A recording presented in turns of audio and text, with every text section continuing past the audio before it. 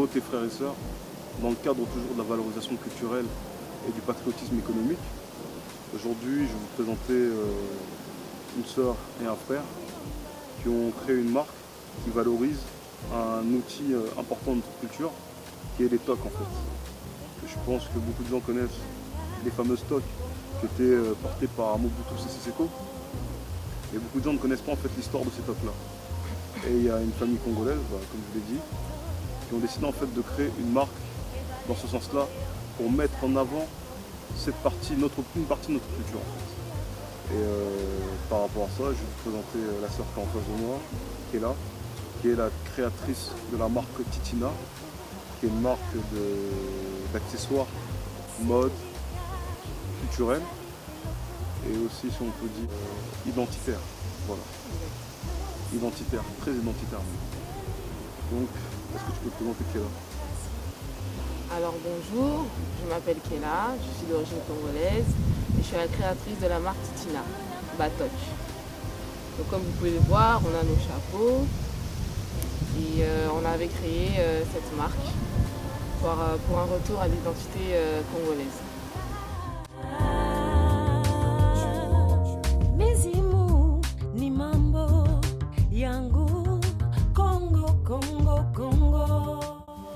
La marque Titina, c'est par rapport à ma mère, qui est en fait vraiment la fondatrice de la marque Titina, parce que mon grand frère, qui est aussi journaliste, avait un jour décidé de faire une émission qui est le retour à l'authenticité. Et pour ça, il fallait qu'on mette un élément fort dans son émission, donc d'où l'idée de la toque. Et ma mère, qui est couturière, c'est elle qui a créé la première, entre guillemets, toque. Et ça a marché comme ça, et du coup on a décidé d'appeler la marque Titina, le nom de ma mère, pour lui rendre un certain hommage. C'est joli, c'est une belle histoire. Merci. Ah, c'est bien, c'est-à-dire que c'est une marque au moins qui part sur une philosophie réellement de valorisation culturelle en fait. Dans ce que Oui. tu disais tout à l'heure. Ok.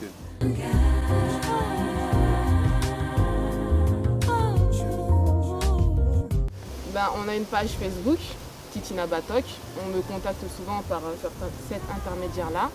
On a un site web qui est en cours de construction, mais on peut me contacter par ce biais-là. Il y a aussi ma page à moi perso. Et voilà, c'est comme ça que la plupart de mes clients me contactent. D'accord. Ok. Donc si vous voulez avoir la classe, vous savez ce qu'il vous reste à faire.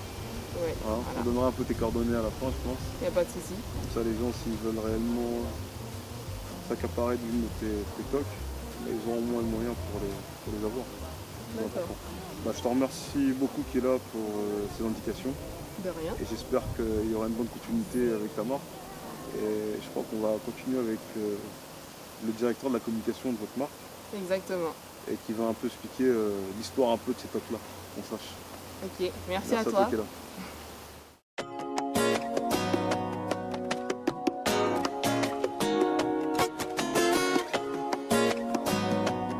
Alors moi c'est Kabenji Mukendi, je suis le petit frère de Kéla Mukendi qui était ici avec nous. Et voilà, comme tu l'as dit, moi je suis le directeur de la communication, mais en fait c'est plus le directeur artistique. Donc je m'occupe de... C'est vrai qu'il y a une partie communication visuelle, mais c'est vraiment la partie donc image de la marque. C'est-à-dire qu'on va réfléchir par rapport au design du chapeau, à ce qui pourrait inspirer pour les prochaines collections. Et en même temps, voilà, tout ce qui est photo, vidéo, même avec toi, si je comprends bien, tu es plus dans la conception en fait. Voilà, exactement. Moi c'est ce que j'aime. Toi qui dessine tout ça.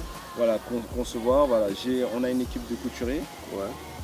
Mais voilà, je vais donner des premiers croquis de dessin, parce que je ne suis pas styliste de formation.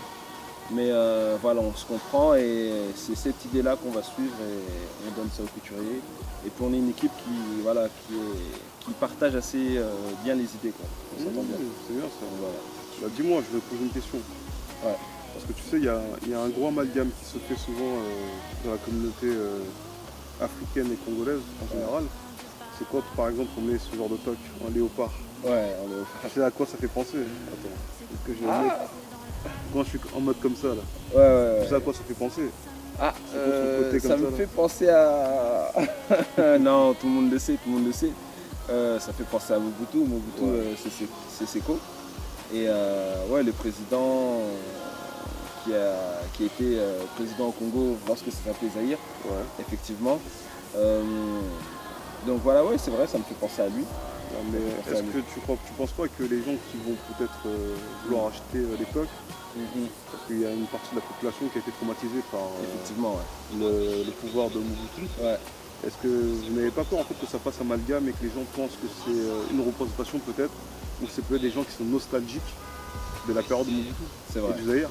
C'est vrai. En fait, comment expliquer ça? C'est une très bonne question. La TOC en elle-même, c'est pas Mobutu. Mobutu l'a porté. C'est vrai on pense à lui directement parce que vraiment il a porté et il a vraiment mis en avant pendant son long règne, si je peux dire. Et voilà, mais même avant lui, il y avait d'autres personnes qui l'ont porté. La personne qui était juste avant lui, on peut le dire, c'était Lumumba. Lumumba aussi l'a porté. C'est pas un symbole de pouvoir pour Mobutu, mais c'est un symbole de manière générale, un chapeau ou un couvre-chef, c'est un symbole d'élévation vers le ciel. C'est-à-dire que c'est un symbole d'autorité et de représentants. Donc voilà, c'est des chapeaux qu'on donnait ça à des représentants et à des personnes qui étaient vraiment référents pour la communauté. Et donc nous, on s'est inspiré de ce symbole-là et qui a inspiré pas mal de grandes personnes au Congo, mais aussi à l'extérieur. On peut le voir aussi avec certaines photos de Jomo Kenyatta qui avait aussi ce chapeau-là, voilà, en symbole de pouvoir. Donc, voilà. Est-ce que tu sais ce que ça représente le léopard dans la cosmogonie de chez nous par exemple? Ah, les léopards, bon, je ne suis pas un spécialiste, mais on se renseigne quand même. On se renseigne, on sait que c'est un symbole, c'est comme le totem de chez nous. C'est ce qu'on donne à des personnes qui ont l'autorité. Au sein de chez nous, on ne donne pas ça à n'importe qui. Bien sûr. Voilà, ça pouvait être comme on le voit sur la TOC, mais comme tu me l'as dit aussi, c'est des choses qu'on peut voir en peau de léopard, des ornements qu'on voit. Normalement, c'est un signe de pouvoir en fait. Voilà, exactement. Et de ceux qui ont autorité sur la terre.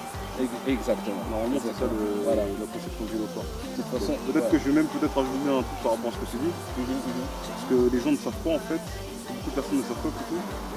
C'est que la toque de léopard en fait c'était une chose qui était donnée. C'était quelque chose qui était donné à tous ceux qui étaient en fait garants et ceux qui étaient garants de la culture et les protecteurs de la terre. Il y avait une fratrie, je crois, ceux qui ont vu par exemple au Congo, il y avait la fratrie des hommes léopards. Exactement. Qui étaient là en fait pour protéger la terre. Exactement. Et toute personne en fait qui faisait partie de cette fratrie-là avait droit en fait de porter cette toque-là. C'est pour ça que même je pense que s'il y en a qui font des recherches, on verra que Lumumba avait mis cette toque-là. Longtemps avant Mobutu. Exactement. Parce que comme je l'ai dit tout à l'heure, c'est ça que je voulais en fait que tu puisses mettre le point là-dessus.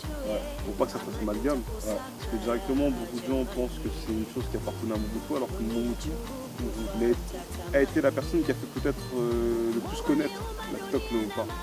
Alors que celle-là a une plus grande signification que ce que Mobutu on a pu faire en fait. Donc c'est important en fait que les gens sachent que ce n'est pas un symbole de pouvoir mobutesque, mais c'est réellement un symbole culturel propre à ceux qui sont les garants et les protecteurs de la terre. Exactement. Et c'est une chose que les gens doivent savoir et qu'on n'est pas d'amalgame, ça veut dire que si vous mettez une toque en léopard, ne vous dites pas que vous êtes un suppôt de Mobutu, ça n'a rien à voir là-dedans. C'est vraiment une chose qui a une valeur symbolique pour les garants de la terre. Et comme nous on est des garants de la culture, et moi je suis un des garants de la tradition, donc c'est ça que j'ai été agréablement surpris quand j'ai appris que vous faisiez ces marques, ces toques-là plutôt, et vous avez créé cette marque. Et par rapport à ça, il ne pouvait que représenter et valoriser. Merci. Et je sais pas, tu as un dernier mot à dire peut-être par rapport à la marque Tina, par rapport au toc. Il y en a plein, on les a pas tous diffusés pour les montrer. Ouais, il y en a plein, donc qu'est-ce que je peux dire par rapport... Beaucoup. Laisse tomber, je vais mettre beaucoup de toc moi aujourd'hui. En plus ça te va bien, ça te va super bien. On est des Congos nous, donc c'est normal. Donc ça nous aille bien. Donc moi personnellement, qu'est-ce que je peux dire par rapport à cette marque-là? C'est moi, comment vraiment ça m'a touché. On a plein de casquettes, on a plein de casquettes, on a plein de bérets, de chapeaux, mais on n'a pas forcément des couvre-chefs. On entend bien le mot chef qui représente notre culture. Voilà. Moi j'aime bien les casquettes New York, j'aime bien le style de manière générale, mais je ne suis pas new-yorkais. Voilà. Je peux en avoir, je peux en porter, mais je ne suis pas new-yorkais. Donc de temps en temps, j'aime bien dire, quand on me demande t'es de quelle origine, facilement je dis je suis Congo, je viens du Congo. Je viens du Congo. Ouais. Voilà, il y en a plein qui sont là, qui sont fiers de dire voilà, moi je suis congolais et tout, mais qu'est-ce qui te représente? Ouais. Voilà, donc j'essaie de me lancer dessus avec ma sœur. En fait, c'est un symbole d'appartenance en fait. Voilà, c'est aussi un symbole d'appartenance de manière générale à l'Afrique. Voilà. Attends, ça c'est pour mon gars Kassongo Congoman qui aime les tocs. Ah ouais. Donc tu sais maintenant où t'as provisionné, tu vois. Ah, on est là, il vient nous voir, on va bien s'occuper de lui. Et voilà, j'hésite pas à dire aussi qu'on s'adapte aussi en fonction du client. On s'adapte en fonction du client, on a un bon stock de tissus, on fait personnaliser avec la forme de la tête, des choses comme ça. Et donc voilà, les ateliers sont ici. Et l'objectif c'est que... Ah ouais, c'est vrai que ça, on n'a pas abordé ce point-là en fait, c'est personnalisable. En fait. Oui, la personne peut apporter son tissu, tout. Et... Voilà, franchement, on s'adapte, on est flexible, on est disponible. Et voilà, là les ateliers sont ici, donc on en profite. L'objectif c'est que les ateliers soient à Kinshasa, au Congo. Il y a déjà quelques représentants qui sont là-bas. Et petit à petit, on va essayer de faire vraiment du made in Africa. L'objectif c'est vraiment, voilà, on porte des vêtements, il y a écrit Made in China, mais Amérique, etc. et tout. Maintenant, on essaye d'avoir aussi du Made in Africa, pourquoi pas. C'est important. Voilà.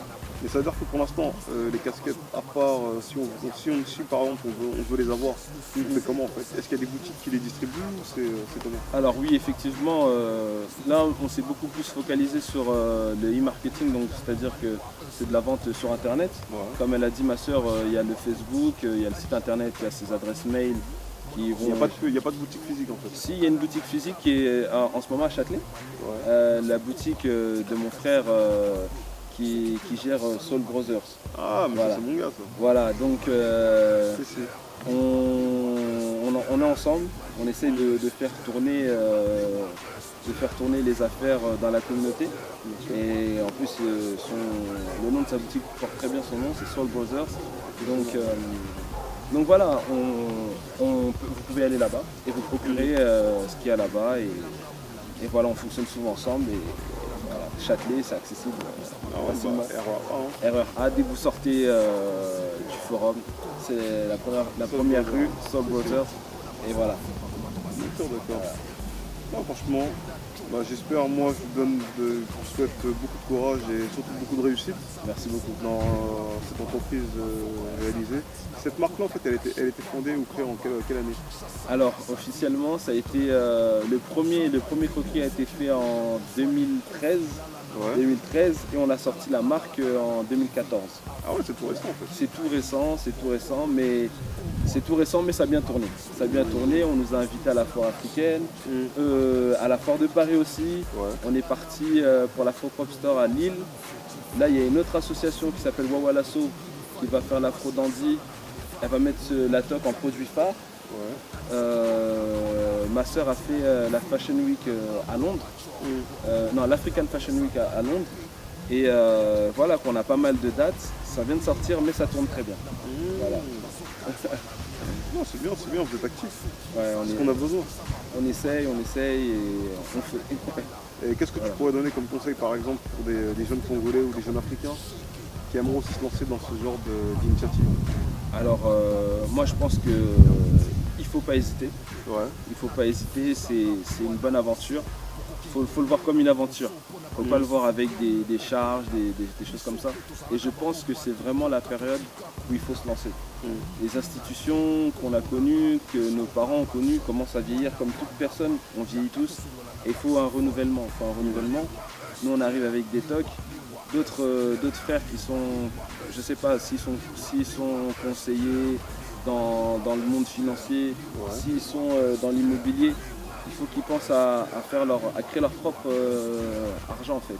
Il faut qu'ils soient capables de se réveiller un matin et de dire j'ai été capable de créer 1 euro. Voilà. Et c'est comme ça qu'on crée une communauté forte. Et nous aussi on a besoin de partenaires.